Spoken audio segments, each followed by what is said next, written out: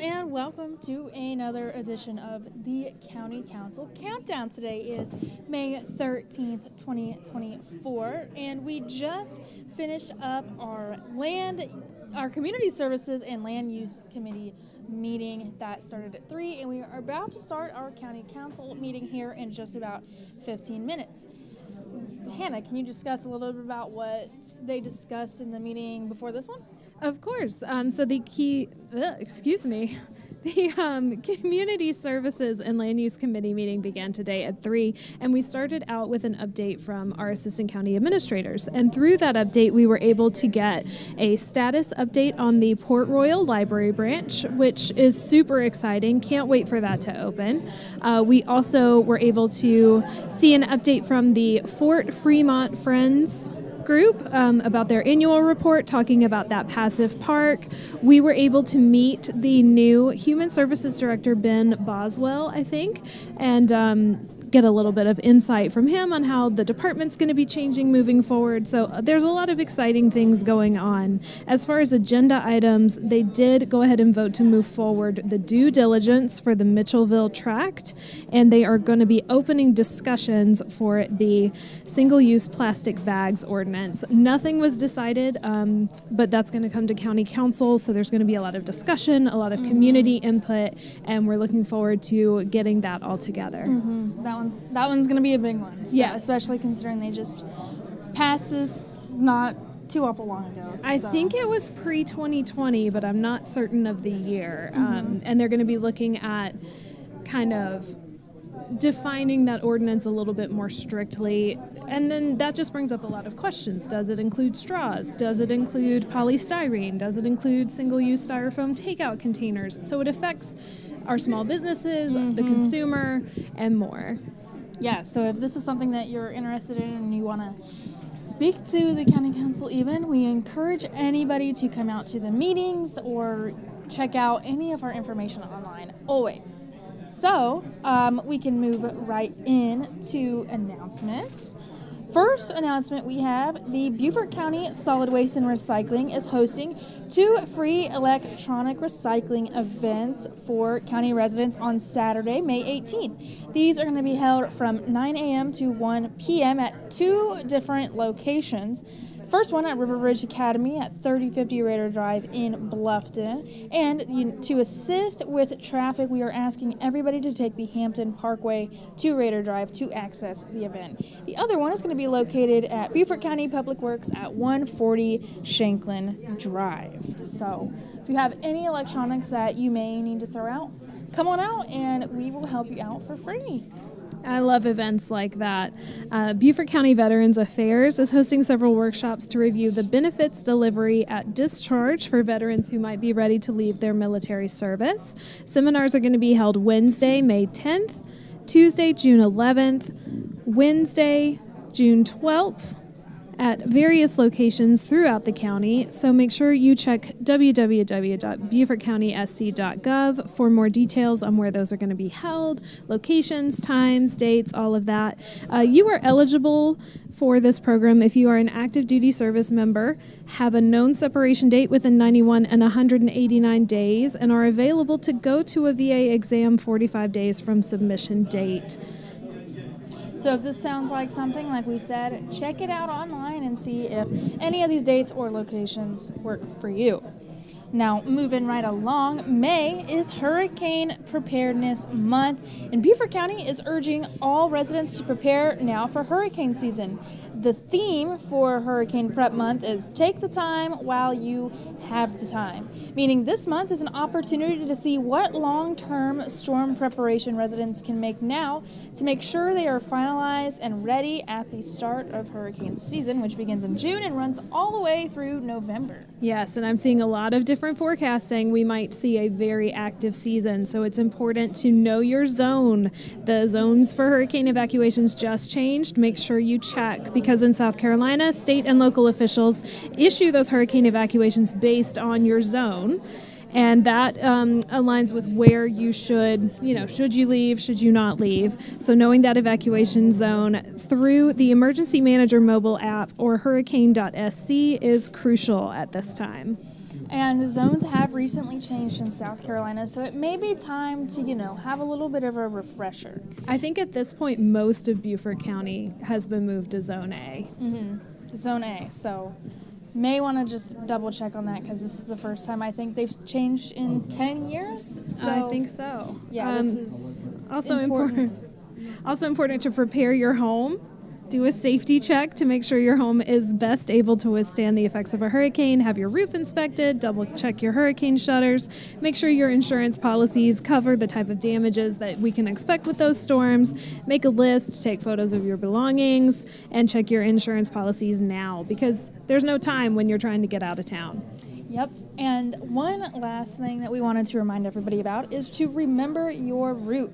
Be aware of the closest hurricane evacuation route ahead of the upcoming hurricane season. This will allow for more efficient and a safer route out of the path. And once you've learned it, stick with it and remember it.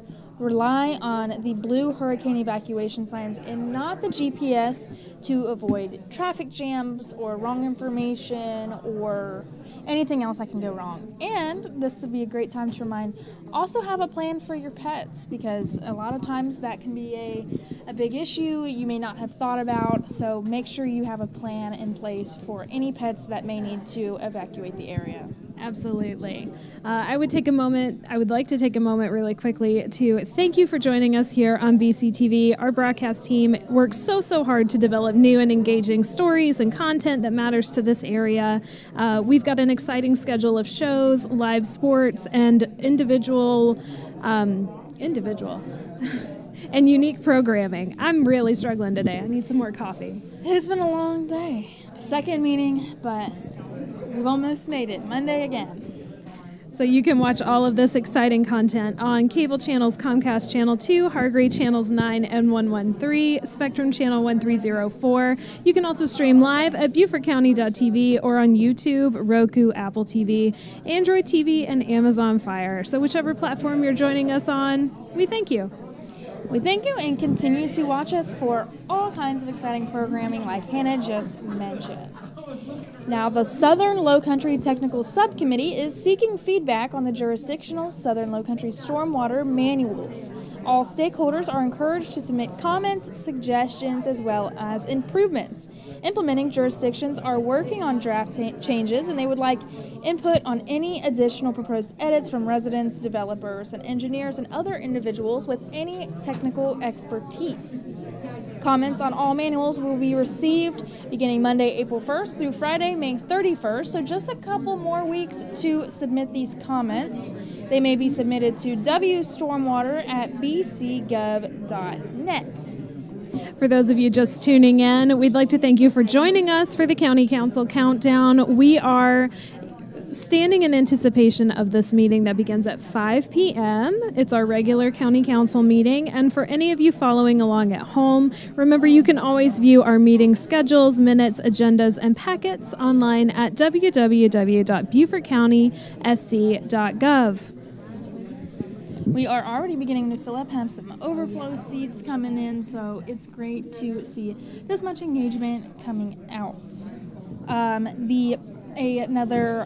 a higher note, a happy announcement, the Beaufort County Passive Parks Department has an exciting nature program scheduled with birding trail walks, special events, and more. Visit BeaufortCountySC.gov/passive-parks to see the whole schedule, or you can email destiny.rains@bcgov.net for more information. We are excited to be implementing all of these new things with passive parks, and we encourage everybody to come out and check out everything that we have to offer. I know Destiny has been working very hard on all of the nature walks and everything.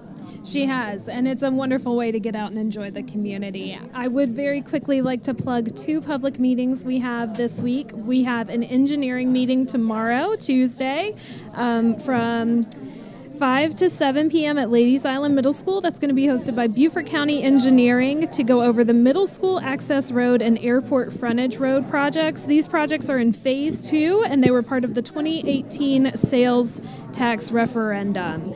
And then this Saturday, Councilmember Dawson is hosting an heirs property workshop. That's going to be at the Booker T. Washington Center in Yemassee starting at 10 a.m.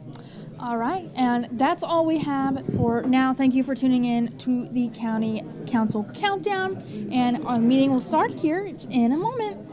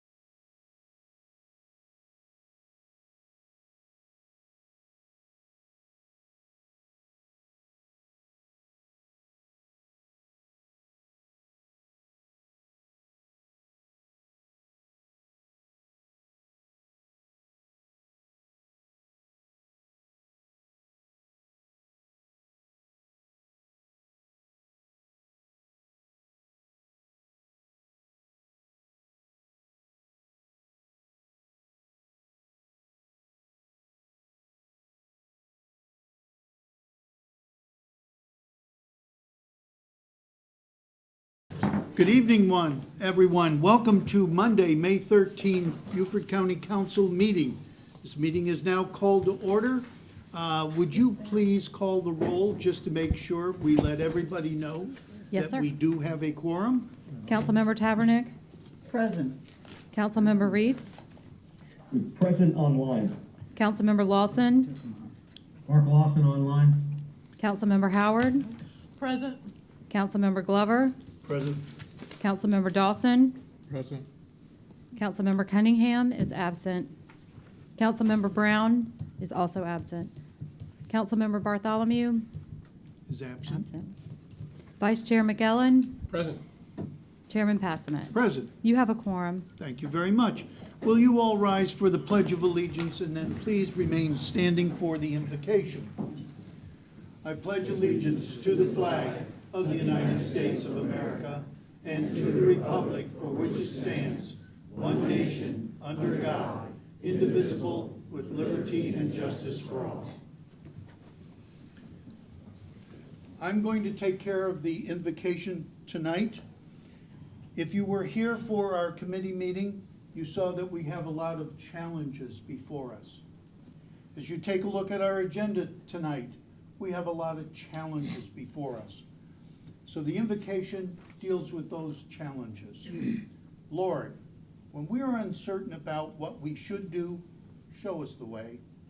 When we do not know which way to turn, teach us and show us. Give us clear guidance. We ask for your help to direct our path. Give us confidence that your direction is always the best way to go. In everything we do, guide us. We trust you and we ask that you protect us. In your name, amen. Amen. Public notification of this meeting has been published, posted, and distributed in compliance with the South Carolina Freedom of Information Act. I would ask a member of council to make a motion to accept tonight's agenda. I'll make the motion, Mr. Chairman, to accept the agenda. Ms. Howard makes that motion. I'll second it. Ms. Tabernick makes the second. Duly motioned and seconded. Any discussion? Seeing none, the agenda is accepted as stated without any objection, and I see no objections. Next, we have the approval of the minutes of April 8th and April 22nd of this year. May I have such a motion to approve those minutes? Don't all jump at once. So moved. Oh, Mr. Dawson. Second. Oh, I'll second it again. Ms. Tabernick, duly motioned and seconded. Is there any discussion? No. Seeing none, the minutes are approved as done. Next, we have our administrator's report. Good evening, Mr. Robinson. Good evening, sir. Good evening, council. I have a few employee recognitions to offer you this evening. First, I'd like to start with Grace Cordial from our Beaufort Public Libraries. Hold up, Grace. Grace is the senior librarian and archivist for the Beaufort District Collection. So if you haven't seen that before, the Beaufort District Collection is upstairs, am I right, on the second floor, in the back of the main library, and it houses a lot of our Beaufort-specific history. So Grace has worked for Beaufort County for just over 25 years. She is the senior librarian and archivist for the Beaufort Collection, Beaufort District Collection. She manages the archive, processing, arranging local history, local history programs, and collection development for the Beaufort District Collection. She prepares social media to let the public know what's going on with the Beaufort District Collection, and generally likes to be involved in all things going on in the library. Her contributions to preserving the local history of the Beaufort District and numerous local, national, and international researchers who have enlisted her assistance are nothing short of astounding. Her work has established the Beaufort District Collection as an essential resource and one of future generations will have to be grateful of. So when Gracie was in high school at Wynya High School, what state is that? South Carolina, Is it? Georgetown. Winya? Up the Georgetown, okay. All right. She told them. I'm from Winya. I'm from Beaufort, so, you know. So, Georgetown, awesome. So when Gracie was in high school in Winyah, I got it right, she entered and won the Betty Crocker Homemaker Award in 1976. She said that her fellow students applauded as she had that and laughed. And she ended up 4th in the state for that year in South Carolina. All right. And I still can't cook a casserole. Yeah, I bet you could. You want to share a few words with council? Oh, Yeah. yes. I think I've said enough, but I hope that in the future, the collection will continue when I decide to retire, which is coming closer every day. But I thank you for your support, and if you want to come see what we actually do, give me a call, and we'll make that happen. Great. Thank you. And congratulations.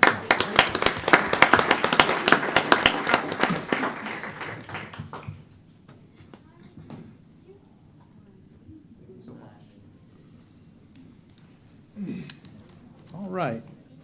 Now we should have, she is not here with us tonight, but Sherry Bryan from Beaufort Probate Court. We should have a photo of her.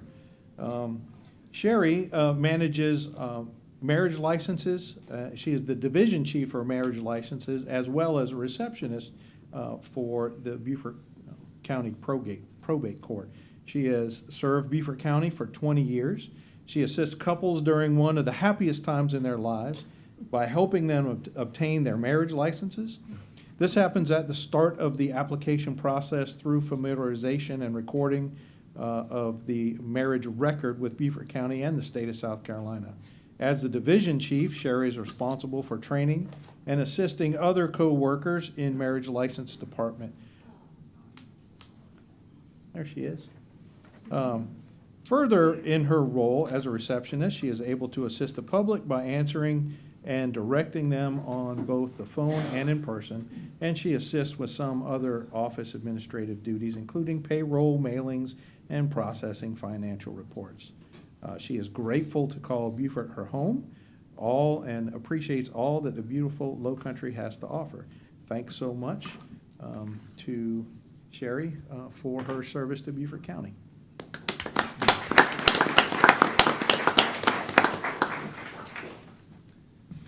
And finally, I want to talk for a few minutes about Cherish Eubank.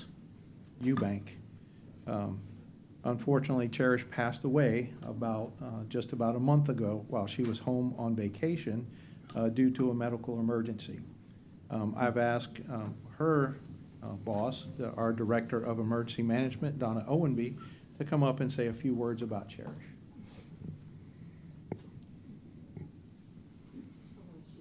Okay, sure. You can introduce her as well. I got it right there. Good afternoon, everybody. I'm sorry. I know I brought somebody up here. This is Sheila, Cherish's sister, okay? I just wanted to say a few words about her.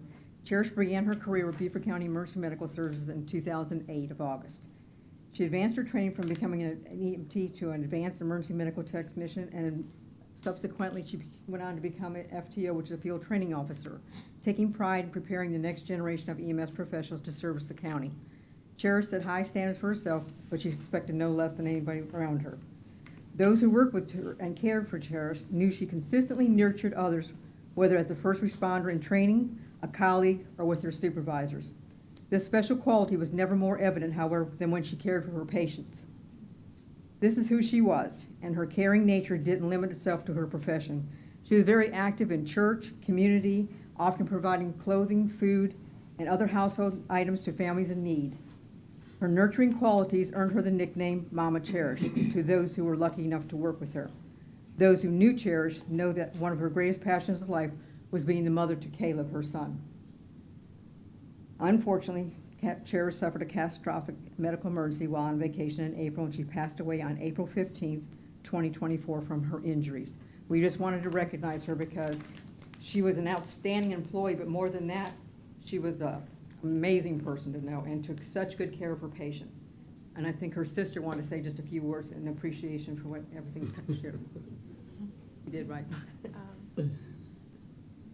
Thank you all. I know none of you know my sister, but know that Beaufort County is one of the greatest loves of her life, and the world truly is a darker place without her. So if we can all just continue on lifting up Beaufort County and doing the right thing, that would honor my little sister greatly. Thank you.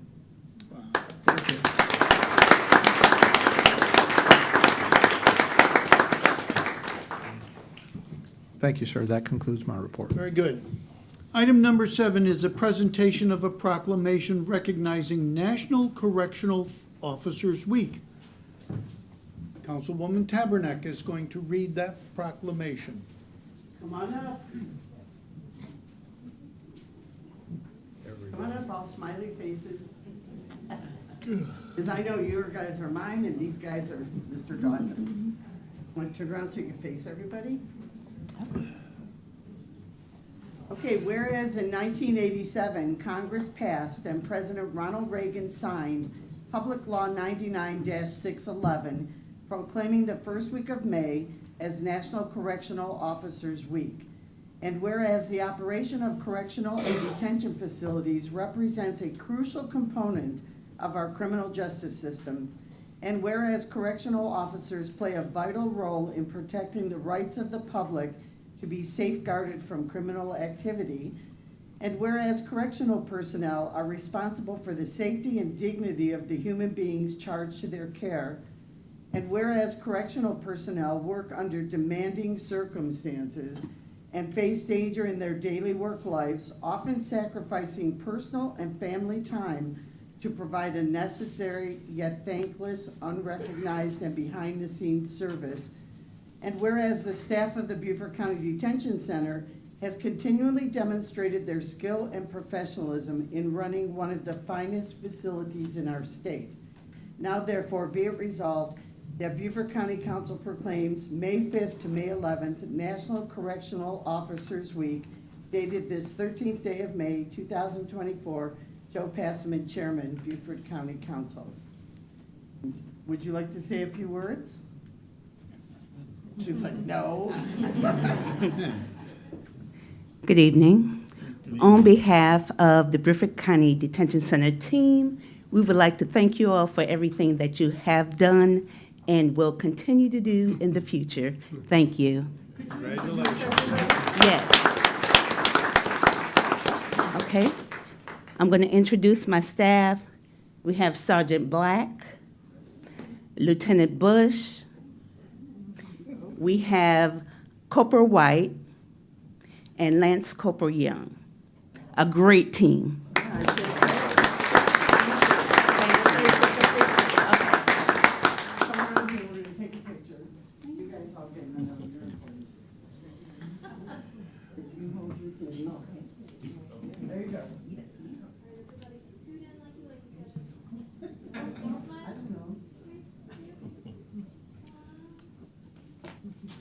There you go.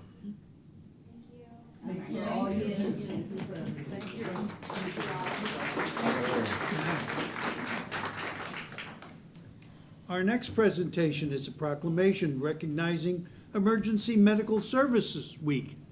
Mr. Dawson. Must be everybody else. If you all would come forward, the men and women in blue and white. Hi, I was just up here. How you doing? Good.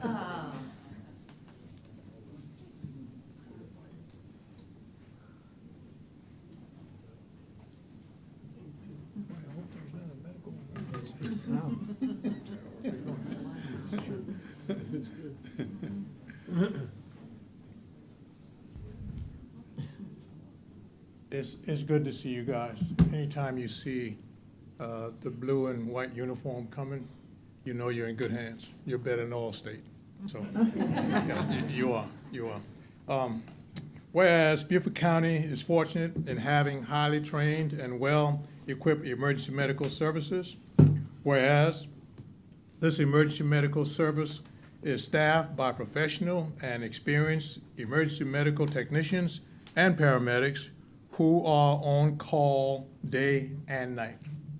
Whereas emergency medical service is a vital public service, and whereas the members of emergency medical services team are ready to provide life-saving care to those in need 24 hours a day, 7 days a week, and whereas access to quality emergency care dramatically improves the survival and recovery rate of those who experience sudden illness or injury. Whereas the members of emergency medical services teams, whether career or volunteer, engage in thousands of hours of specialized training and continuing education to enhance their life-saving skills. And whereas it is appropriate to recognize the value and the accomplishment of the emergency medical services providers by designating Emergency Medical Service Week.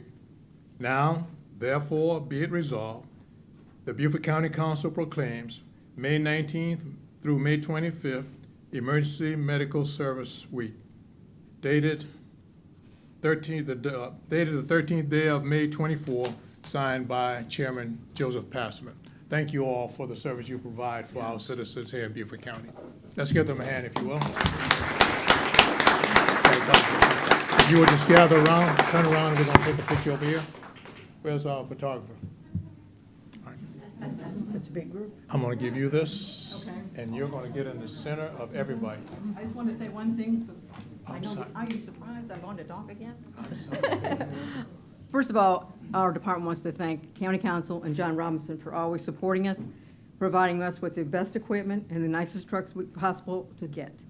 The other thing I wanted to let everybody know is our county went to Myrtle Beach in March, okay, and we accomplished something that has not been accomplished in any other county that I know of for sure. That we received the Paramedic of the Year, the Advanced EMT of the Year, and the Basic EMT of the Year. No county has captured all three of those before. So this is your team. Now do it. If you all just gather around.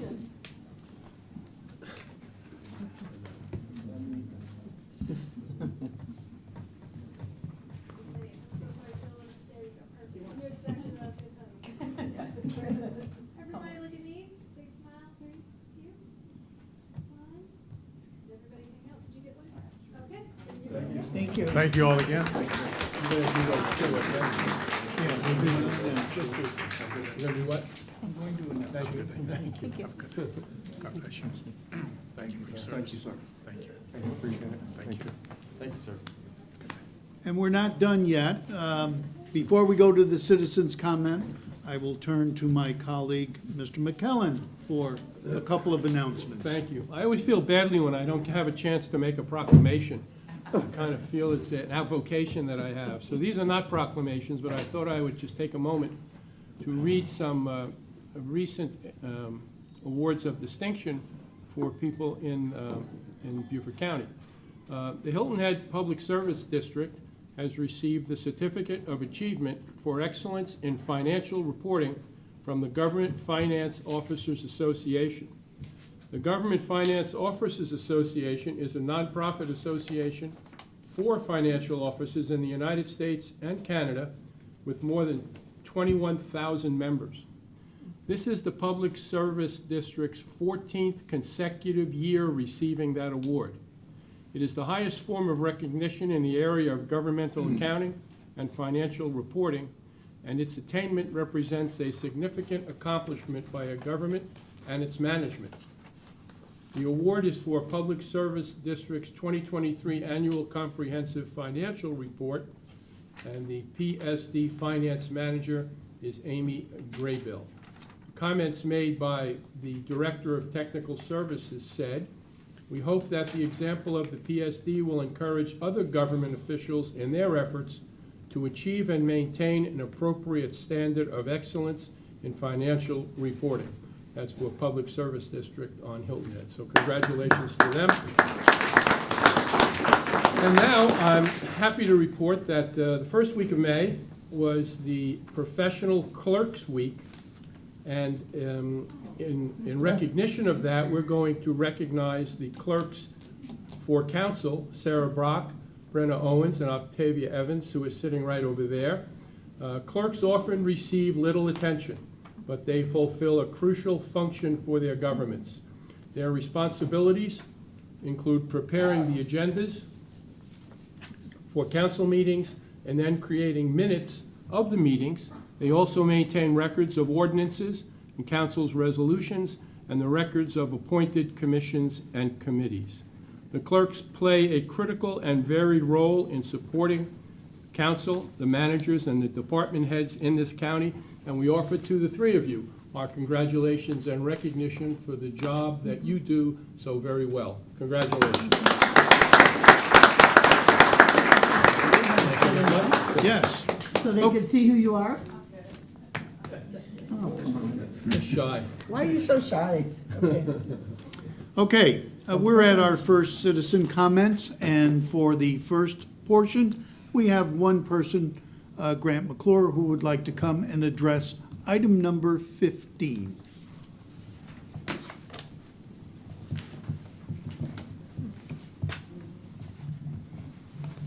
Hello, my name is Grant McClure. I work for the Coastal Conservation League, and our office is at 1212 King Street in Beaufort. I'd like to comment on item 15, which is the rezoning of 86 acres at 98 Jenkins Road from T2 rural to C3 neighborhood mixed use. This item went to the Planning Commission in April, and they voted unanimously to deny. And staff has also put forward a recommendation to deny. And we want to thank the staff and the Planning Commission for those very thorough reports. We agree that rezoning this property would not be consistent with the comprehensive plan. It's currently zoned T2 rural, which would allow for something like 28 single-family homes. What they proposed is over 100. And you know, your comprehensive plan has a tool built in called the place type overlay, which allows for some flexibility and creative designs to create more walkable neighborhoods. And that might be an attractive option, you know, since this property is close to a school. So there is a process to rezone that's built into the comp plan through that overlay zone. And so I don't see that the C3 mixed use is really a need in this community. There are other parcels nearby that have that zoning designation. Also don't see that the product is going to be particularly affordable for folks. I'm guessing it's probably going to start in the 300s or 400s. And so with that being said, thank you very much for your time and consideration, and appreciate it. Thank you. Okay, thank you. There are no further individuals signed up to talk about items on the agenda. So we will close the citizen comments, and we will now move to item number 10, which is our liaison and committee reports. Yes, I have one today. Ms. Tabernack, I Yes. am stunned, but you have a report. You were stunned last time I didn't Yes. have one. Oh, that's right. Yeah, so I did go to the library trustee meeting. Amanda spoke earlier, so I won't repeat that. But I want to remind everyone, summer reading begins June 1st to July 31st. Adults may participate, and you could win prizes, so don't think it's only for little people. And they're starting free lunches at Bluffton Library, Hilton Head Library, St. Helena, Lebico, and for Beaufort, it'll be Washington Park. Free lunches for anyone from age 0 to 18. I don't get the 0 part, but okay. But they can get free lunch at the libraries. And then I did a school district meeting. It was very interesting, other than Teacher Appreciation Week, which I don't discount since I was a teacher, Nurse Appreciation Week, and Superintendent of the Year, which we will honor in the future. There was a very big discussion among the board members, and directed the superintendent to research a possible policy on limiting cell phones in the classroom during instructional time. Big discussion. I mean, it's worth watching because you know what it's going to be like to tell kids they can't have their phone. Okay. And they also talked about summer school information. They've had 2 public forums on their budget, which they will present to us next week. And the budget, just for everyone's knowledge, includes some state unfunded mandates. So the state is telling them they have to do stuff and not funding them.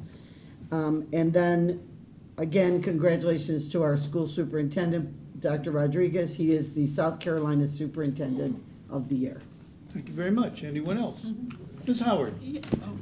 I attended the Beaufort Memorial Hospital Board meeting on April 24th, and also the Green Space Committee meeting, which was April 26th. Green Space continues to get applications in for the program, which is good news.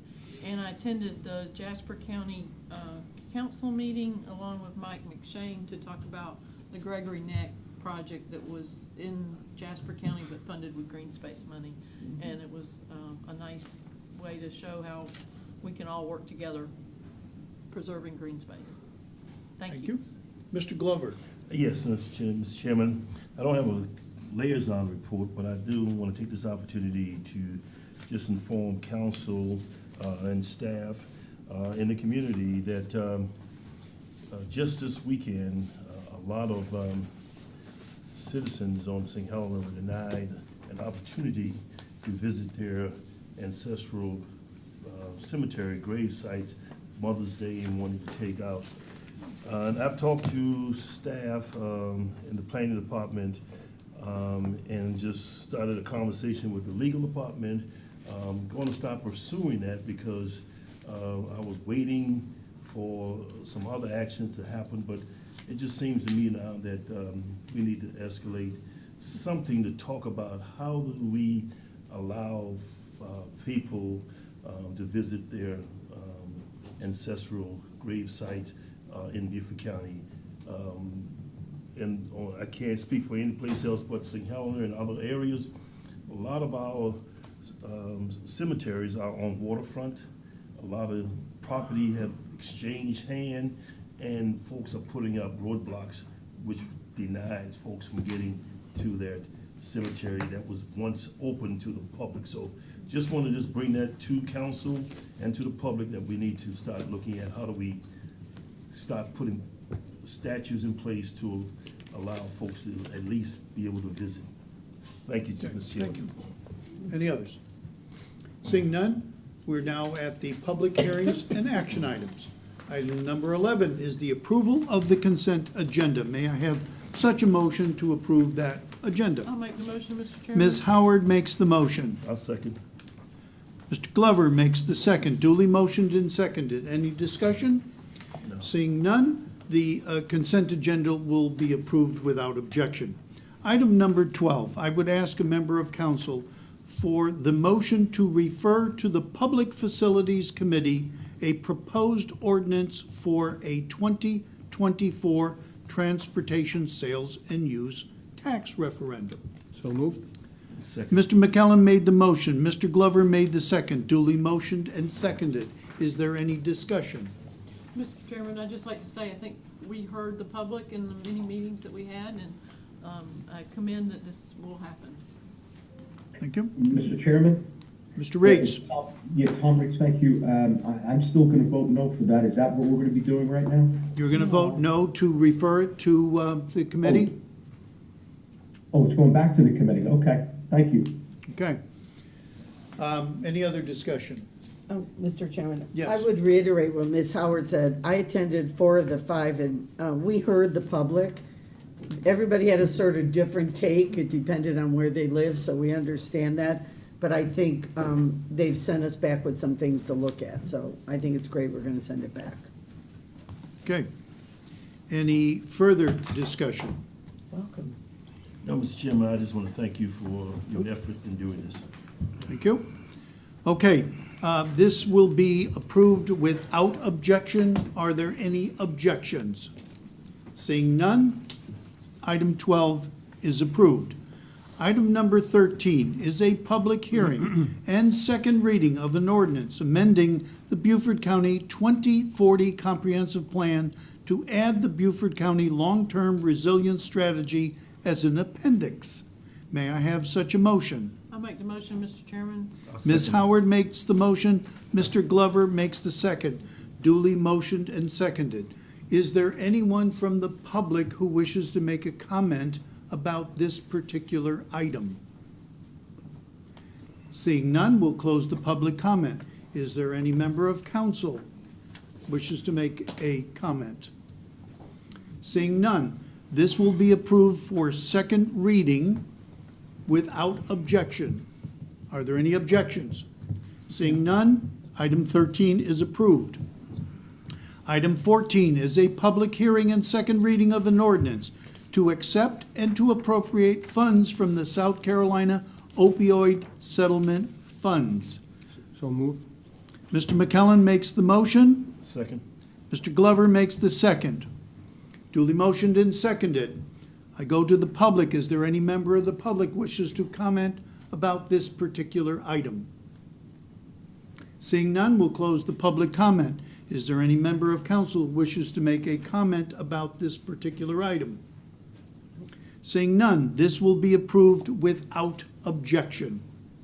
Item number 15 is a public hearing and first reading of an ordinance to consider a zoning map amendment for 86.16 acres located at 98 Jennings Road from T2 Rural to C3 Neighborhood Mixed Use. May I have such a motion? I'll make the motion. Ms. Tabernick makes the motion. Second.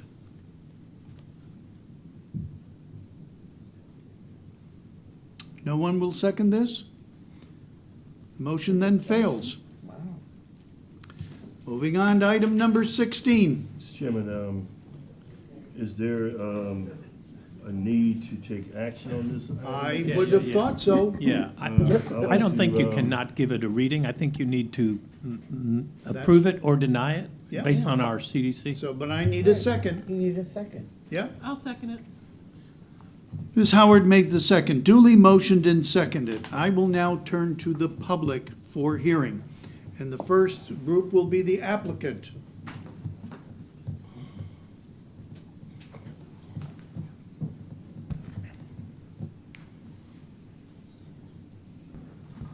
Good evening. Thanks for having me. I'm Josh Tiller. I represent both the landowner and the developer. We do have a brief PowerPoint presentation we'd like to present. Sarah, is that ready to go?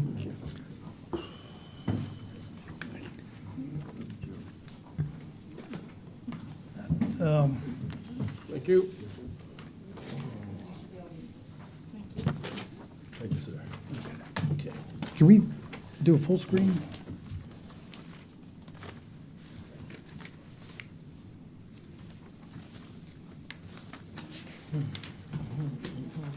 Yeah, better. I'll be honest, rezonings are always difficult. It brings out a lot of emotion, especially when you deal with change in properties and change in uses and change in densities. When I served on the Planning Commission in Bluffton, these were some of the most difficult issues we had to tackle. What made it easier was that we could always lean on the comprehensive plan as a guiding document to help us through that rezoning. And we had prepared and submitted, as part of this application, a full narrative that addressed the criteria for meeting the comprehensive plan.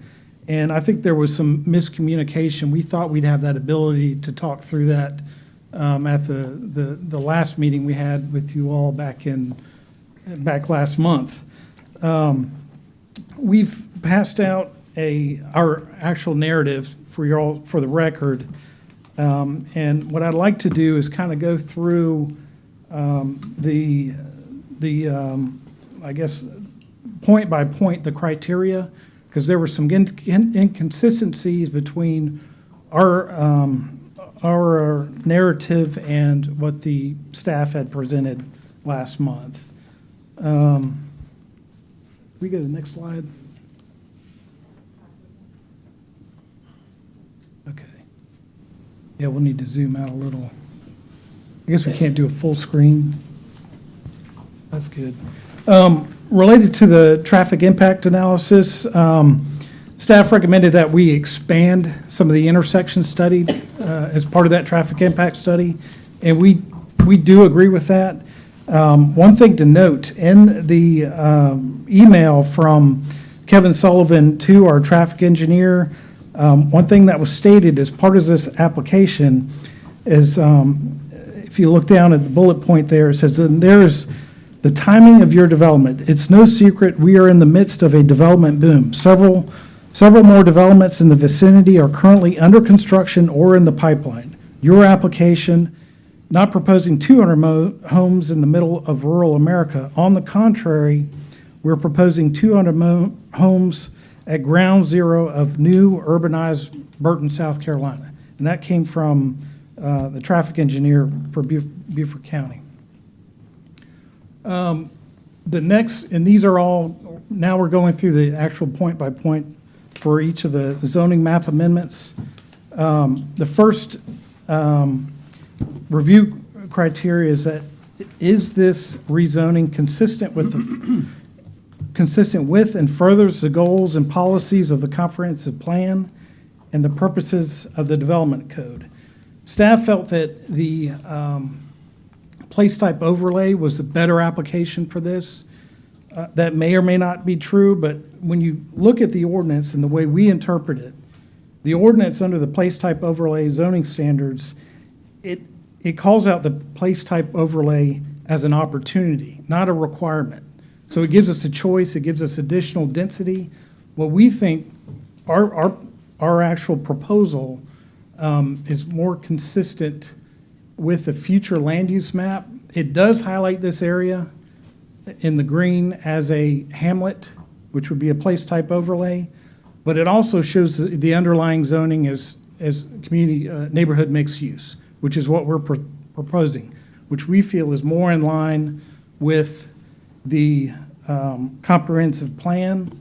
They also stated in the staff proposal that our site would be more in line with a Calhoun Street of Bluffton, which is a much higher density, much more residential units than what we're currently proposing. We also went through the comp plan and responded to the individual chapters within that comp plan. I'm not going to read all these, but you do have that in your pack, in the printout we just provided you. It's part of our narrative. Now, the second review standard, that this property is not in conflict with any provision of the development code or the code of ordinances. According to staff, property is designated according to the future land use map, or I'm sorry, according to staff, to be consistent with the comprehensive plan, it must be a place type overlay. We disagree with that interpretation. We feel that it's an option, that the place type overlay is an option, and that the better, more consistent use is the C3 mixed use zoning. The third criteria, that it addresses a demonstrated community need. Under the staff review, which is on the left, they felt that there's enough existing C3 zoning that's undeveloped that could be used rather than our site, the rezoning of our site. But if you, in fact, drill down into that, and if you look to the right, there's a map. Our site is right there in the middle. If you include any site that's between 50, undeveloped site that's within 50 and over 100 acres, there's only a couple south of our parcel. The remaining are either adjacent or non-existent. So it's a little misleading. The map on the left is a little misleading. You've got some existing developments. You've got some schools in there that are adjacent to the property. So it's a little misleading as to the surrounding community need and the surrounding zoning uses. Again, this property is within close proximity to commercial employment. We're within a mile of the Beaufort Crossings development. We're also within 8 minutes of the Marine Corps Air Station, which is the type of families they'd like to sell these residential units to. We're also within 17 minutes of Paris Island. The fourth review criteria, they just stated that the is required by changed conditions, and they said, see their item number 3. We disagree. The use of the property as a pine plantation is no longer considered its optimal use. The prospective owners aim to align with the property zoning with the future land use map outlined in the comprehensive plan. They envision transforming the land into entry-level housing to meet the housing needs of the growing employment base in northern Beaufort County. Given the county's remarkable rate of growth, which is expected to persist, there is a pressing need to address the imbalance between high demand and limited supply. We hear complaints about the cost of housing every day. Rezoning this property presents an opportunity to tackle the crucial issue of accommodating the area's rapid growth. The fifth criteria is the property compatible with existing and proposed uses surrounding the land subject to the application and is the appropriate zone and uses for the land. We disagree with staff. We feel it is in compliance with the existing zoning. If you look at this exhibit, I've highlighted in red the site. If you look at the top of the page, you see the proximity to the Cross Creek Shopping Center. You also see the proximity to the Walmart Center and the future commercial across Robert Smalls Parkway. Just to the below that site, there's a 500-unit multifamily development that's currently in the pipeline with the city of Beaufort. To the left of that, you've got the existing Cross Creek Apartments. To the right, if you continue on, there's Robert Smalls Academy. And then to the right of that, you've also got 312 units of the gray Tract A apartments that are currently under construction. Then as you come closer to the property, you've got the Millard Village Road residential. To the left of that, the bus depot and the Glaze Drive properties, which are similar in scale to what we're proposing. And then to the far right of the page, you've got Mint Farm, which is very similar to what we're proposing. And then just below that is the Battery Creek High School, which will be in walking distance of this development. In addition, we looked at the site and compared it to the Marine Corps Air Station ACUS zone. We fall outside of that ACUS zone, so we don't have any conflicts with the military.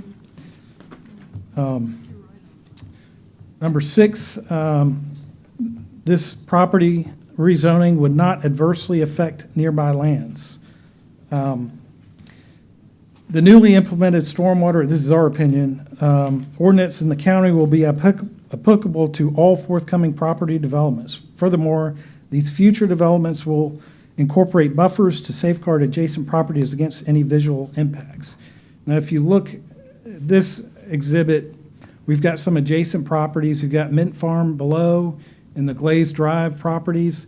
The scale of those properties, like I mentioned earlier, are very similar to what we're proposing, so we feel that they are very compatible. We've also been, staff had concerns about Beaufort Jasper being able to accommodate this development. We've got a letter here that's included in your package.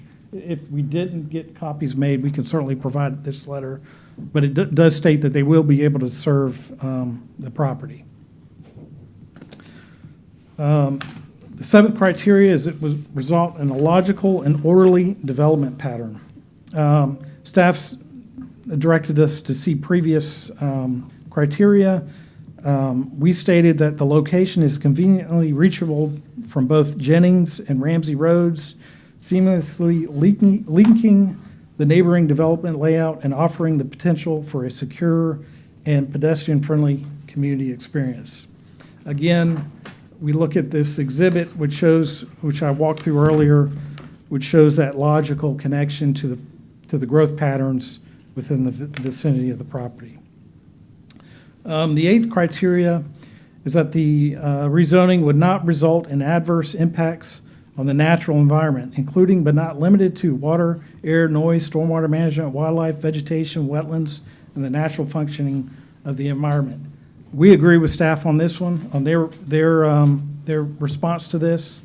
The property's future development would meet or exceed the county's current development standards for natural resource protection and stormwater management.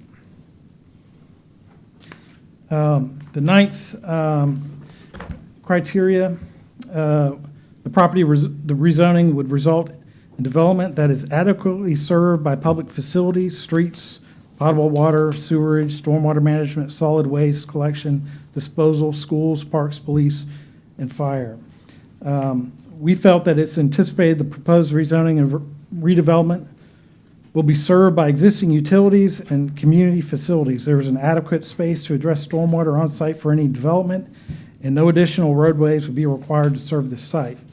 In addition, we've got 2 schools that are currently under capacity that are within walking distance of the property. And we've also got, again, that letter that indicates that they have the capacity to serve the development.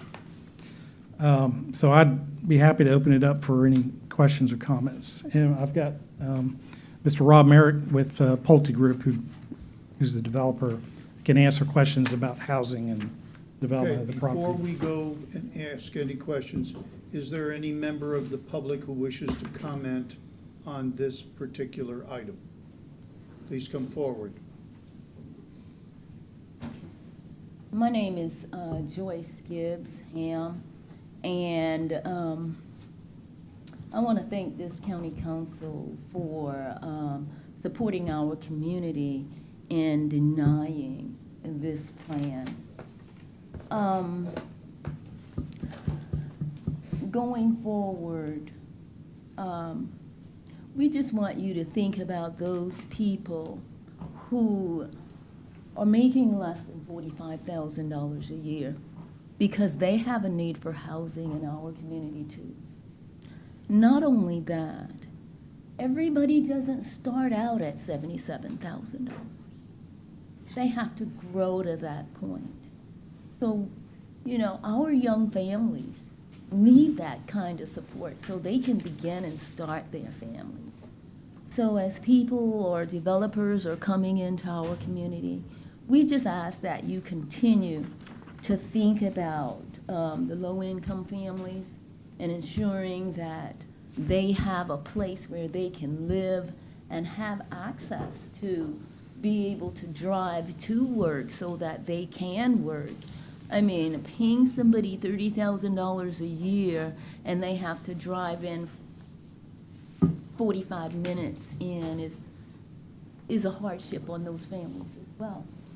In addition, we don't want the continued level of growth that is going on right now to where we get to the part where Councilman York Glover just said, we need to create an ordinance or something so that the people who are used to living there, whose families' gravesite and sacred land areas can't get into those areas to even, visit those graves. We're just wanting to be able to stay on our own land and to continue to live in Beaufort County as well as a low-income person. Thank you. Is there anyone else? Seeing none, I'll close the public comment now. Now I'll turn to the members of council. If I I'll might, start with Mr. Dawson. Yeah.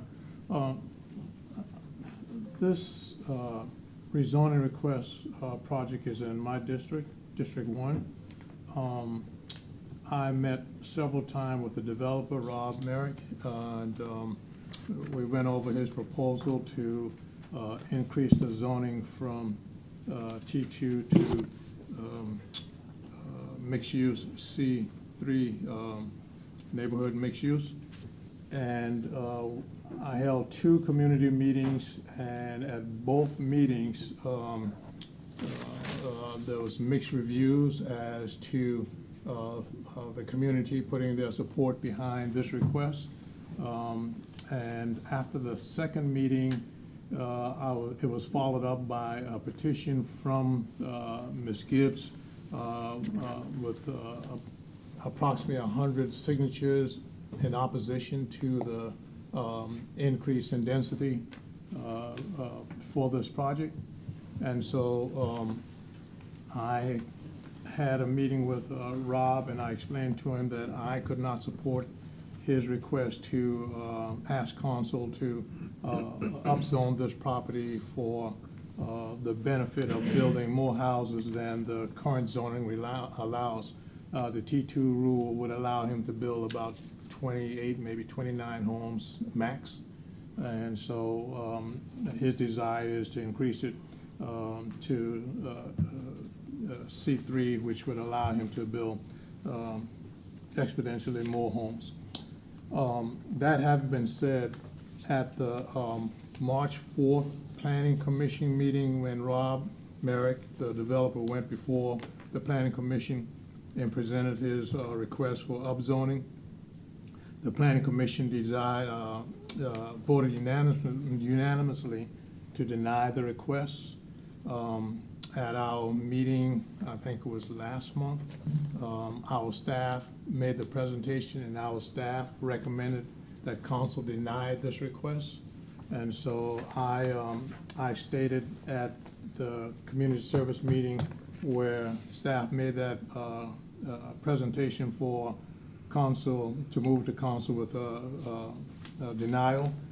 So I'm going to move tonight that we deny the request for rezoning based on the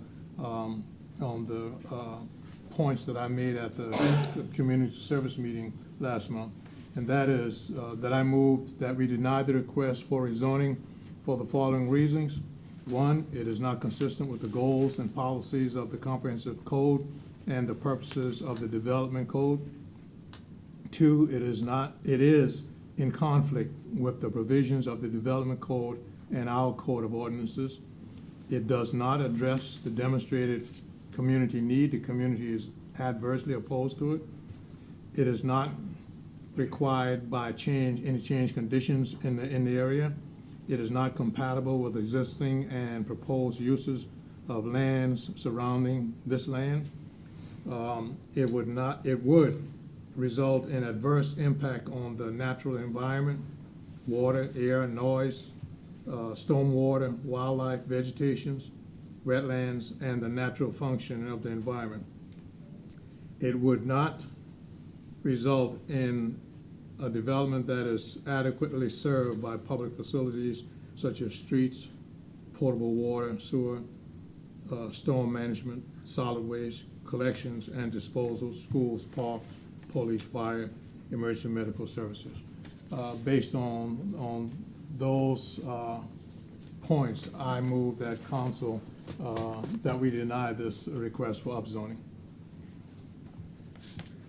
Is there a second? I'll second. Duly motioned and seconded. Discussion about that. I have Ms. a Howard. question for staff regarding, the developer showed an ACU's map, but I thought this was in ACU zone number 1. But I could be mistaken.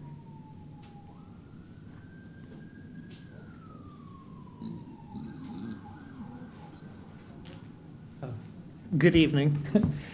So yes, a portion of this site is in, well, the ACUs, we have the Airport Overlay District, which implements the ACUs. So a larger portion is in the actual ACUs, but we only enforce up to the 65 decibel range.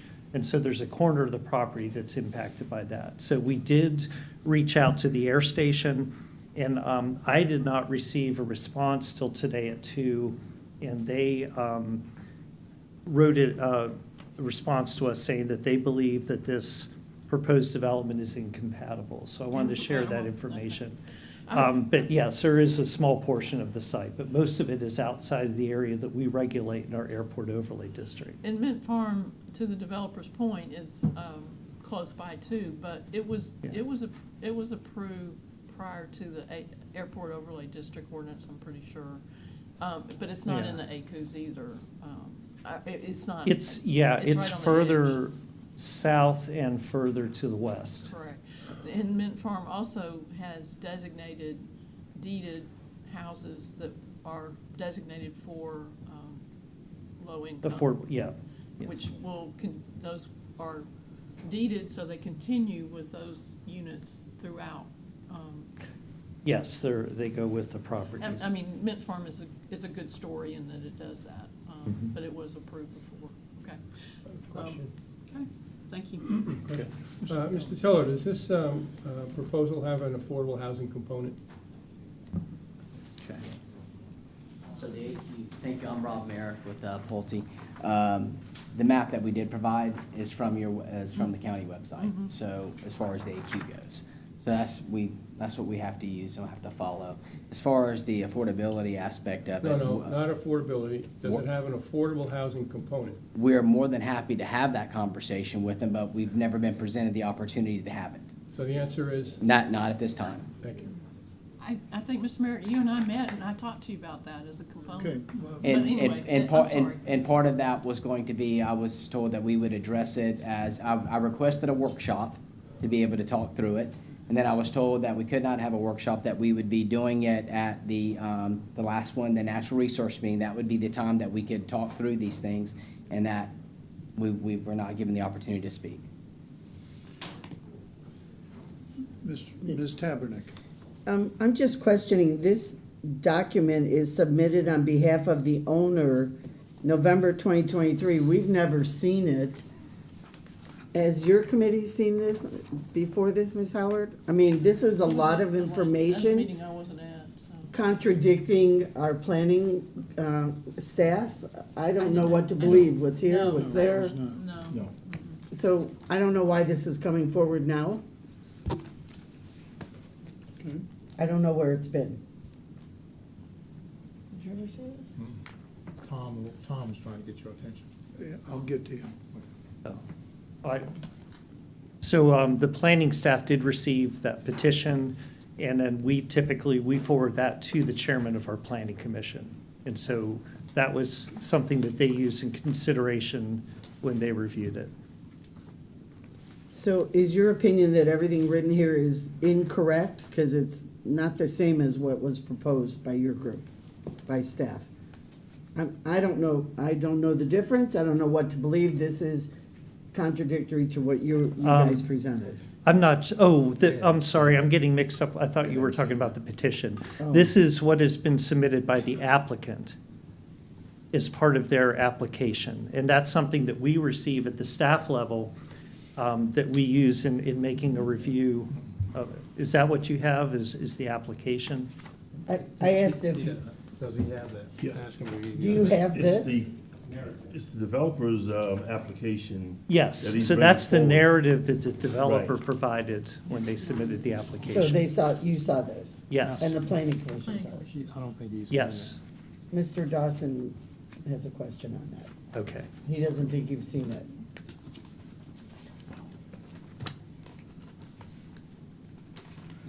Well, he's looking that up.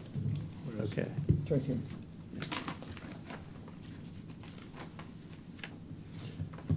This document actually disputes staff recommendation, that's all it Yeah, does. and so I didn't- basically. We didn't see this at the committee meeting and stuff at all, but. Yeah, I'll back up a little bit. In our application process for rezoning, we require the applicant to provide a narrative that follows the criteria that council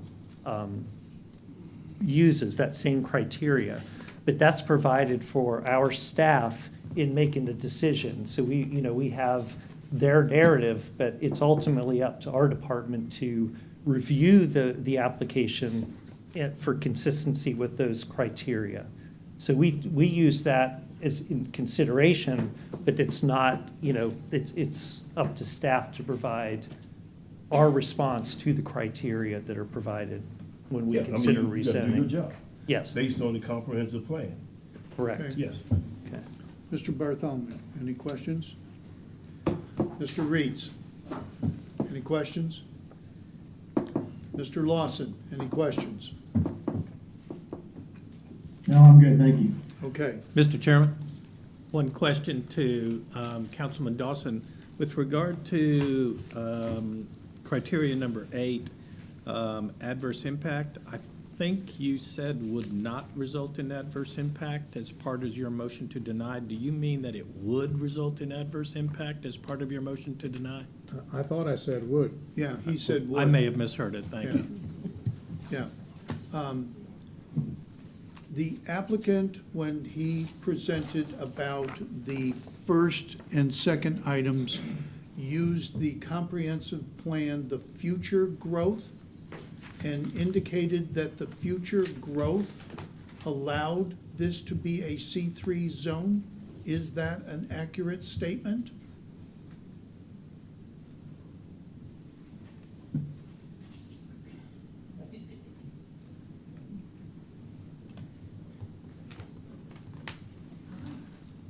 I thought I was off the hot seat for. No, sir.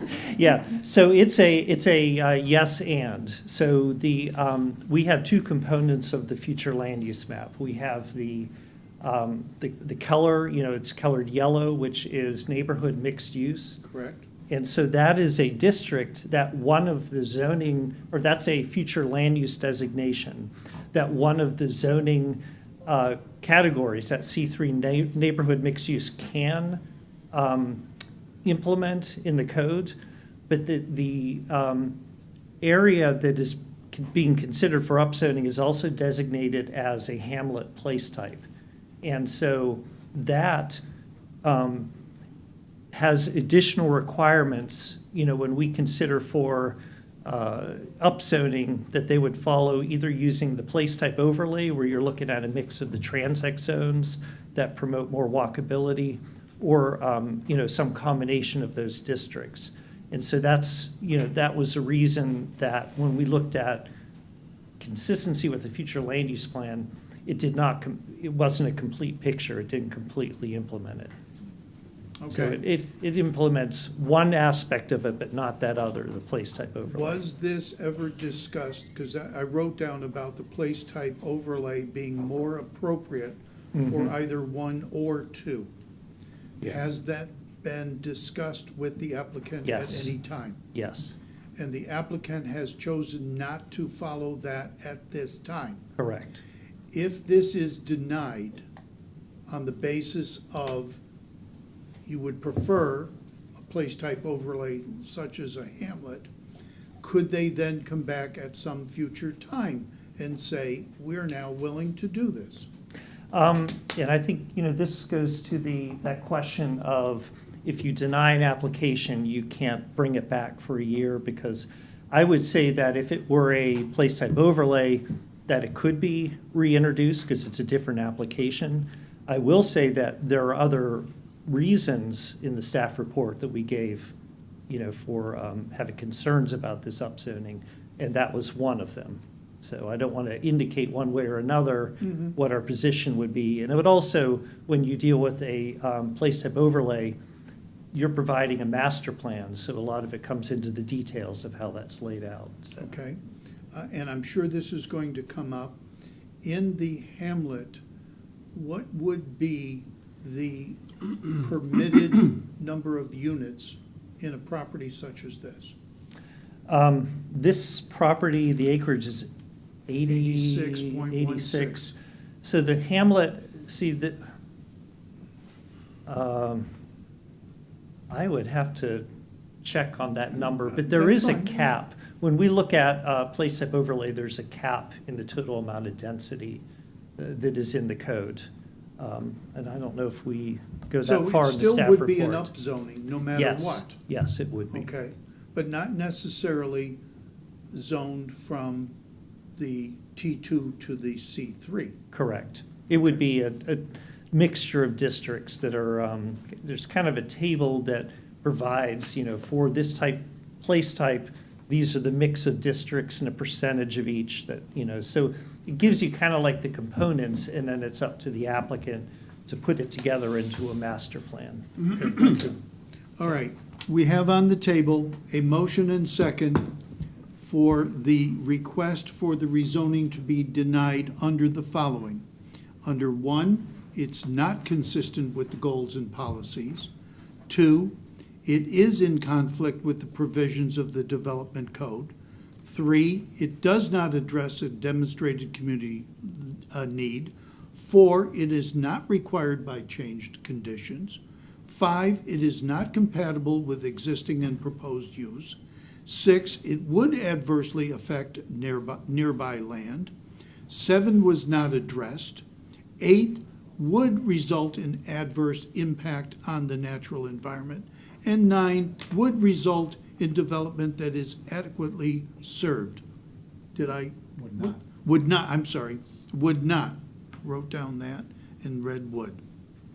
Okay, is that what your motion said, sir? Yes. Okay, it was duly motioned and seconded. Is there any further discussion before we vote? I would simply say, I still have so many questions. Why, I mean, I don't understand why some of this was not answered previously, and we're sitting here now asking to vote on it. And the low-income housing, I mean, none of that. We haven't even heard the cost of the homes. Haven't heard anything. 300 plus. I didn't hear that part. I will let the applicant address that. It's a fair question.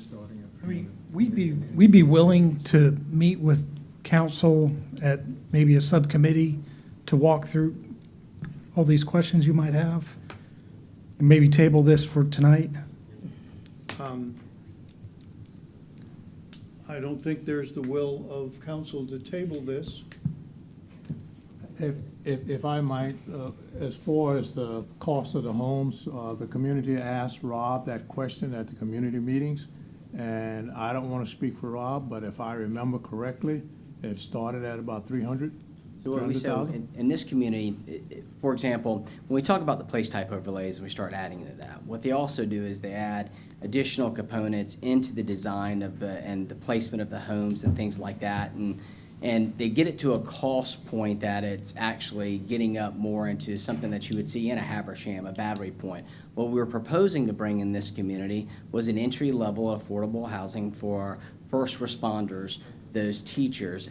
Utilizing a Shadow Moss would be a great example of a neighborhood that it was a successful neighborhood, and many families live in that neighborhood, including your daughter, Councilman Dawson, in Shadow Moss. Why? Because it was a nice family-oriented community. That is what we were wanting to bring into this. Front-loaded type products, traditional floor plans that you would see, 2-car garages, 1 and 2 stories, being able to hit many different groups in this, but primarily hitting the workforce and affordable aspect to it.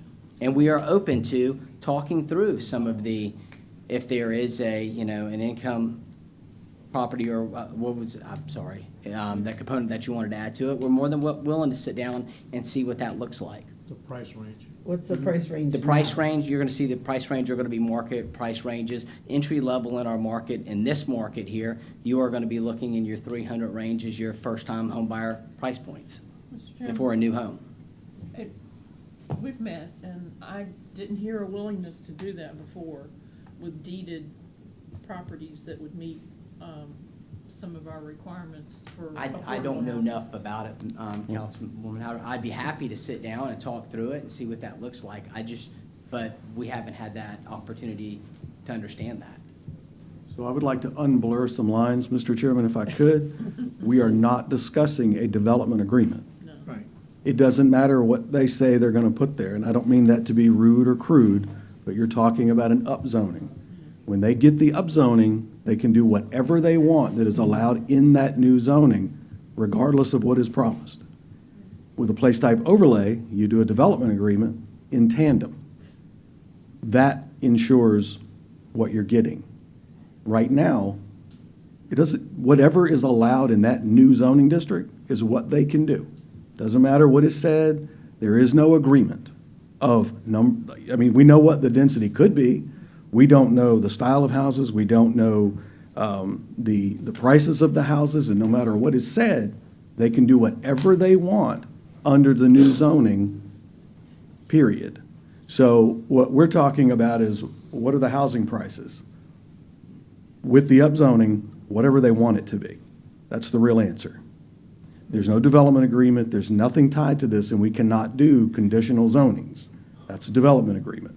So what you're voting on is to upzone this property, to give whoever owns it, after it's upzoned, the ability to do whatever they want with, that it's allowed in that zoning. So I just wanted to unblur those lines. Thank you. Gotcha. Mr. Merrick? Yes, regarding that, now this is what we've done in a few other municipalities. As we go through this is where the workshops come in. We can sit down as we go through the workshops. Part of the conditional approval as we go through would be conditional land plans could be in place at a time. Style of floor plan can also, so those are things that we can, as we go through the C3 zoning, we can put a condition regarding that. At least Okay. that's what we've done in other markets. But as you just heard, if it was upzoned to C3, we have no control over what you can build in a C3. C3 allows mixed use, whereas a place type overlay would allow us to have a development agreement that would specify exactly what we are willing to allow you to build. Is that a fair assumption? Is that correct? Okay. Okay. So, with that in mind, would you be willing to move forward in that regards? I would be willing to move forward if we can have an opportunity to be able to sit with staff, talk through those, and be able to come up with something that could work well for all parties involved. That would be a Have place absolutely type no issues overlay that. with a development agreement. But Correct? that's not what's on the table today. And I Yes, sir. understand Right. that. So what they're doing today, if they want to do that, that's a whole separate conversation. Correct. And I'm not trying to beat this dead horse. I just don't want anyone to have the misunderstanding that we're agreeing to anything condition-wise for this upzoning request. If they get this upzoning, you can have all the workshops you want. Right. But it's for nothing, because they can do Understood. whatever they want within that new So zone. the last question would be before we vote. If we vote to deny this, okay, the upzoning has been denied, but it doesn't mean they couldn't come back and start the process immediately with the place type overlay with conditions, correct? I think it does. I haven't looked at it. You and Rob know your CDC better than I do. So answering that question Mm-hmm. is gonna put staff in kind of a difficult spot. I would need to go back, talk to our attorneys about how that provision is written and whether we would consider that to be a completely new application or whether it would be an amendment of this application, which is what the year is designed to prevent. So I can't really answer that question, but that's the question on the table today is the upzoning. And that question was I posed fully understand that. by the applicant, understanding they had both options. Call the question, Mr. Chairman. Yeah, okay. I'm gonna need you to call the roll. I'm sorry, but we're gonna call the roll and move on. Councilmember Dawson? No? Okay, so this is to deny, so it would be yes, Oh, correct? to deny, yes, I'm sorry. Okay, good. My mistake. To deny. Councilmember Glover? Yes. Councilmember Tabernick? No. Councilmember Reeds? Yes. Councilmember Lawson? Sorry, Mark Lawson, yes. Councilmember Howard? Yes. Councilmember Bartholomew? Yes. Vice Chair McKellen? Yes. Chairman Passamet? I'm going to say no, in hopes that we get the idea that this has passed, but that we can start the process again. But the motion is 7-2. The motion is denied. But it means they can't come back for a year. Well, we don't know. That's what they're gonna have to, Motion's not. The motion is granted. Motion carries. the motion to carried deny is to deny. That's what it means. That's what they're gonna have to come up with now, whether they are out for a year or whether they could come back now with a whole new plan. Okay, moving on to item number 16 is the second reading of an ordinance authorizing the interim county administrator to execute the necessary documents to purchase and to fund the purchase of real property known as Project Bravo. Motion, please. So moved. I'll second. Mr. McCellum made the motion. Ms. Howard made the second. Duly motioned and seconded. Is there any discussion? Seeing none, this will be approved without objection, and I see no objections. Item number 17 is a first reading of an ordinance authorizing the conveyance of multiple parcels of real property from Beaufort County to South Carolina Department of Transportation in connection with SC 802 Sam's Point Road, right turn lane. So moved. Mr. McClellan made the motion. Second. Mr. Bartholomew made the second, duly motioned and seconded. Is there any objection? Seeing no objection, this has passed first reading. Item 18 is a first reading of an ordinance authorizing the interim county administrator to execute the necessary documents and to provide for the purchase of a portion of real property abutting the Hilton Head Island Airport located on Summit Drive with the TMS of R510-005-000-271A 4 zeros. Motion? So moved. Mr. McClellan? Ms. Tabernick, duly motioned and second. Any discussion? This will be approved without objection, and I see no objections.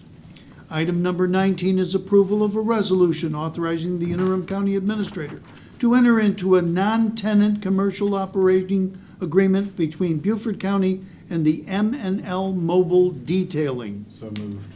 Mr. Bartholomew made the motion. Mr. Reitz made the second, duly motioned and seconded. Any discussion? Seeing no discussion, this will be approved without objection, and I see no objections. Item number 20 is approval of a resolution authorizing the interim county administrator to pursue condemnation for portions of parcels associated with the right-of-way of acquisition for a pathway located on Depot Road as part of the 2018 1-cent referendum. I'll make the motion, Mr. Chairman. Second. Ms. Howard made the motion, Mr. McClellan made the second. Duly motioned and seconded. Is there any discussion? Mr. Chairman? Yes, sir. Before we move forward with condemnation, I do believe that, if I'm informed correctly, that all efforts have been made Yes. to avoid this? Yep. Okay. Any other comments? Seeing none, this will be approved without objection, and I see no objections. Item number 21 is approval of a resolution to accept the USDA Composting and Food Waste Reduction Program grant in the amount of $273,600 for a county pilot compost program. I'll make the motion, Mr. Chairman. Ms. Howard made the motion. Mr. Bartholomew made the second. Duly motioned and second. Any discussion? Seeing no discussion, this will be approved without objection, and I see no objection.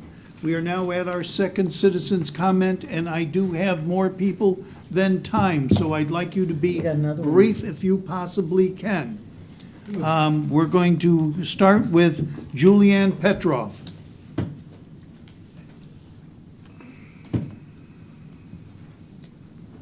We have a pretty good-sized group here tonight thinking that Pine Island was back on the agenda. It is not. We know that now, thanks to Mr. Glover, who explained it to us. And I want to thank council for listening to us so often on that subject. But it seems to me, very briefly, that almost everything on the agenda tonight has been about development. I'm afraid that development is getting away from us as far as roads and bridges are concerned. If you will, one evening or one afternoon at 4 o'clock, if you will get at the swing bridge here and drive out towards Hunting Island, if you have not done that lately, you might be amazed at how much traffic there is. I live on St. Helena. We have one bridge for all those 4 islands, one bridge. When there's a wreck on that bridge, we are trapped. I'm speaking of the bridge across Chowan Creek. So thank you. Arnold Brown.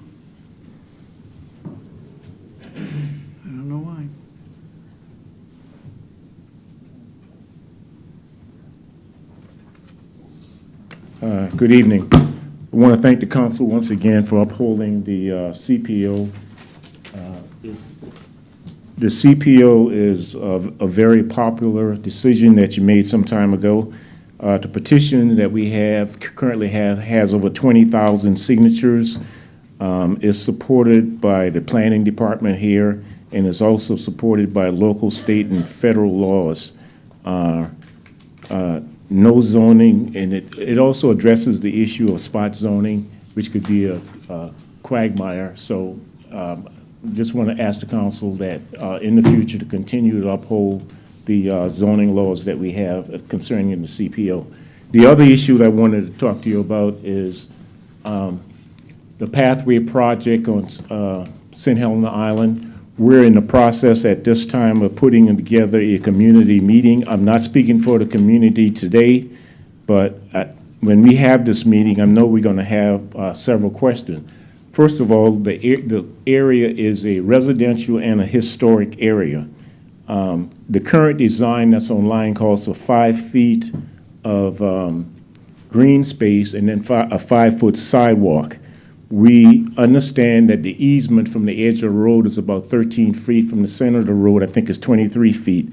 The Department of Transportation manual, when it comes to the sidewalk, is a book of recommendation. It's not a Bible and it's not a book of laws, but a book of recommendations. It's over 700 pages. Chapter 2 and Chapter 3 addresses sidewalks, so there's a lot of flexibility in the design of a sidewalk. In this area on MLK, there are oak trees that are over 3 to 4 feet in diameter. I'm guessing that the age of those oak trees could be, 400 years old. They should not have to come down for concrete. There are fences in the area that's been there for years on private property. I believe we can work around those fences. Sewer systems, fire hydrant, and the one problem we have is a lack of information. We have not seen a design. We haven't heard anything but a tree replacement plan. Is it 5 to 1, 6 to 1, 10 to 1? We don't know. Drainage has always been a concern. We'd like to have more information on drainage. As far as, if I remember, the current budget is $1.2 million. There's no need, just because the money is there doesn't mean that we need to spend all that money. We can save 30 to 40% if we work together and come up with a custom design for MLK. Thank you. Elaine Scott. It's so lovely to see all of you.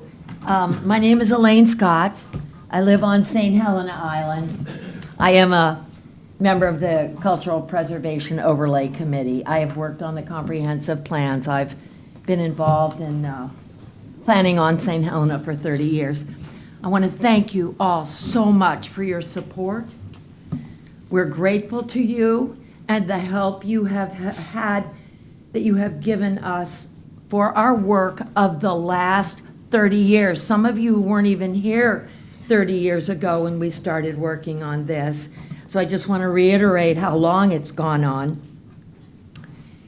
We all know how we got into this mess on St. Helena. We had an inept and unethical administrator who betrayed us. I am just here to tell you that the people of St. Helena do not want you to dismantle our destiny or our community. We, the people of St. Helena, Binyas or Kamyas, will hold steady, stay the course. We are the caretakers of St. Helena Island. We are the caretakers of the people, the culture, and the land. We're not going away. We know things have been quiet for a while. I just want to thank you all for supporting us. I want you to know we're here. We're the caretakers, and we're not going away. So thank you all so much for your service and your time. Deb Smith.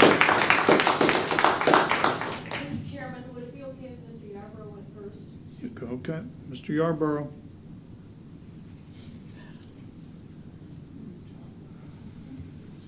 I'm Stuart Yarborough, owner of Defusky Transit, a ground transportation service on Defusky Island. In March, you heard about a poll taken in our community on the new ferry service. The section on small businesses included the following results. Over 91% of small businesses were concerned about major losses. 67% of businesses had already seen a negative impact on their operations. Over 28% predicted the new ferry system would result in the closure of their business. We are now seeing those predictions come to a reality. Our island is experiencing a dramatic decline in tourism directly related to the new ferry service. The word is out about lengthy trips, the high cost of bringing cargo, and the many safety issues. And it's a double whammy for those businesses that rely on the ferry to transport goods and supplies. I've asked some of my fellow business owners for an update, and here are some examples of what's happening. In March 2023, Defusky Carts had 110 golf cart rentals.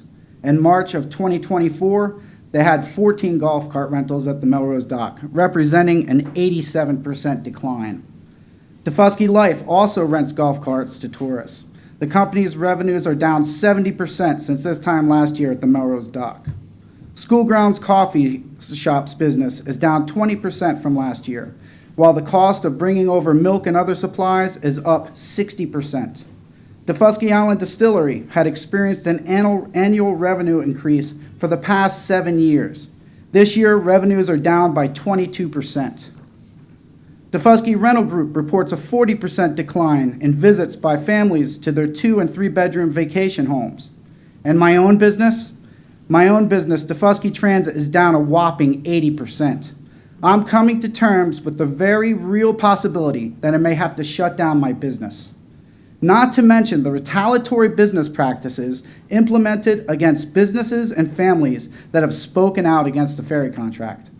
We need your council to understand that Defusky Island is the most vulnerable and fragile constituency in Beaufort County.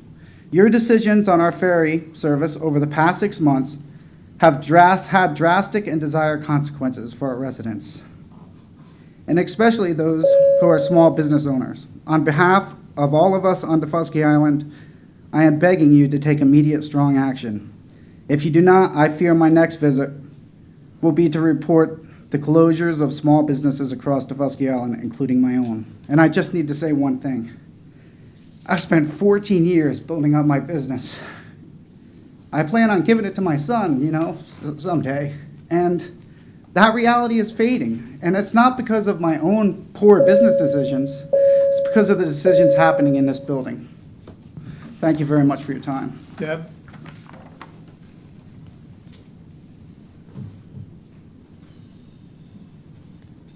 There was an Island Packet article this week that characterized the situation between Defusky and the county as being in a fight. Said Defusky Island was in a fight with the county over this ferry situation. We don't want to be in a fight with you. We want to work with you. We want to come up with a solution together over this terrible ferry situation. We know that your top priority, each of you, is for what's going on in your own districts and the issues that impact your constituents most, and we get that. We get the politics of that. But we also ask you to remember that Defusky Island is a very unique, beautiful little island that we think is an asset to the entire Beaufort County community and to the state, and that we ask all of you to fight for us. Please, think of us as your constituents. Imagine just for a moment if it were your communities that were looking at over 25% of the businesses closing, and the majority of the remainder of the businesses facing severe economic revenue losses. What if it were Hilton Head or Bluffton or Port Royal, Seabrook,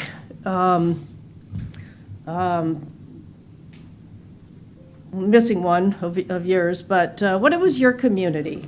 There would be a big outcry. This would be the priority for your council. You'd have special hearings. You would make as a priority regulatory and statutory relief for your communities. We need that type of help. We need help from you. It's really not complicated. It's very simple. The current ferry operator put in a low bid, and now because of that low bid, he can't meet the terms of the contract. His contract needs to be canceled, there needs to be another RFP, and we especially need 2 reliable ferry boats, and we need safe docks, and we don't have those things now. In the 2040 comprehensive plan that you folks have put together, it says more and more our underserved populations are not able to equitably share in the region's opportunity and economy. Fortunately, the citizens and the leadership of Beaufort County are determined to address these issues and create the tools needed to overcome the current challenges. Those are beautiful words and it's a beautiful vision, but if that vision and those words don't apply to our little island, if this leadership that is promised in the 2040 plan isn't a reality, then those words are empty and they're meaningless and they're not worth the paper they're printed on. We need for you to do the right thing. We need for you to fight for Defusky. We need you to fight for our future, because if you don't, we're facing an economic disaster that will take decades to repair. Thank you for your time. We're approaching the 15-minute mark. We have 2 other people. Is there anything new that Travis or Inez wants to bring about the CPO? Please come forward. I just want to, Inez Miller, St. Helena Island. I'd like to thank each and every one of you from the bottom of our hearts. Please, those that are online and that are not present today, thank you all. And please consider Pine Island. Work with us, the people on St. Helena. Work with Congressman Representative Glover in reference to keeping that property or acquiring that property so that we can use it for good. Thank you, thank you, thank you. Travis?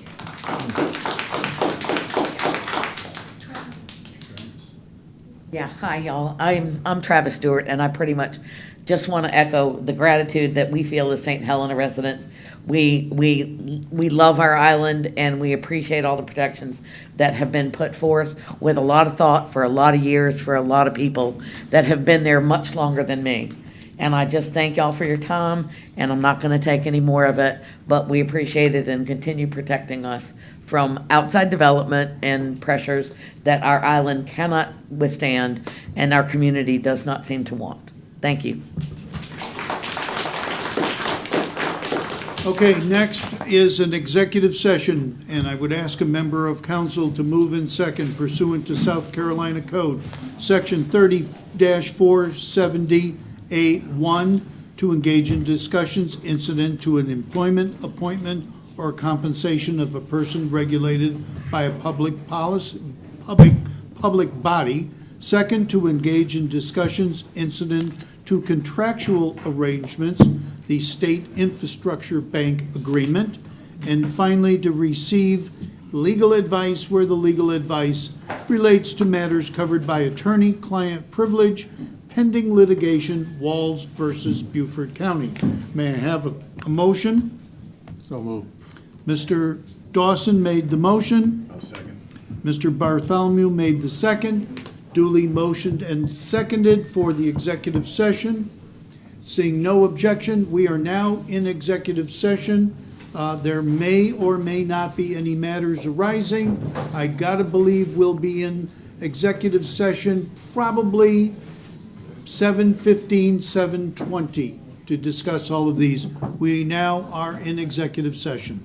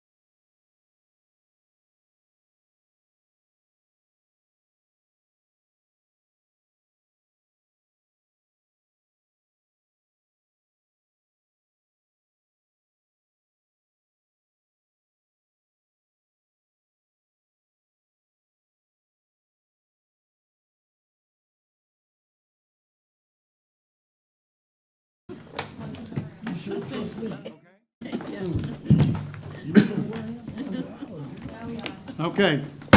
All right, we are back from executive session, and as result of the executive session, there are no items for arising out of executive session. Therefore, no further business. This meeting is now adjourned.